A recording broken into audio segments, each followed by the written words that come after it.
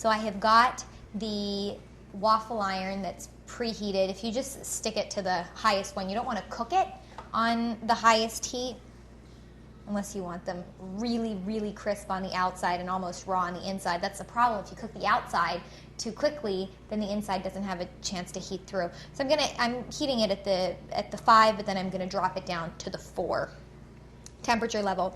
And although there is butter in the waffles, which means that they're less likely to stick than if you could omit the butter altogether and do the iron, but I'd like to, I mean, you don't want to be peeling out your waffle piece by piece. And also, when you're putting this melted butter in this way, don't use your best 4-bristle brushes, your pastry brushes, because they do tend to get a little bit singed after a while.